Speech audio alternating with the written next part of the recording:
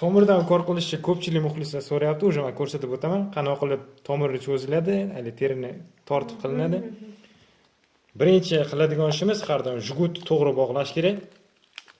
Jugut mustahkam bog'lansa, o'sha tomir yaxshi chiqadi. E'tibor bersangiz, tomir o'sha sezilib turibdi mana. Bu yerda tomir ko'rinyapti. Birinchi qiladigan ishimiz inyeksiya joyini yaxshilab spirt bilan artib olamiz. Bu inyeksiyaning og'riqsiz bo'lishini ta'minlaydi va ko'pchilik savol beradi, qanaqa qilib terini tortasiz deb. Terini e'tibor qilsangiz mana bunday tortsangiz o'sha tomir bosiladi. Mana terini tortilishiga e'tibor qiling. Shpritsni ignasini uchi tepaga qaragan holatda bo'lish kerak. Tomir sezilyapti mana, tomirni bosib oldik.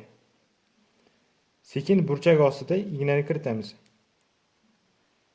Tomirga tushganingizda ignaga qon keladi o'sha, shpritsga qon keldi. Keyin jugutni yechamiz.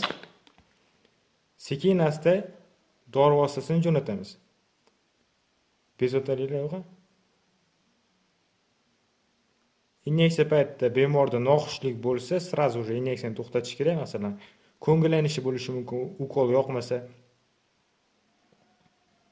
Bunaqa mahal iloji boricha ignani sразу sug'urib tashlamaslik kerak, chunki qo'shimcha shokka oldini olish uchun ukollar qilgani yordam beradi.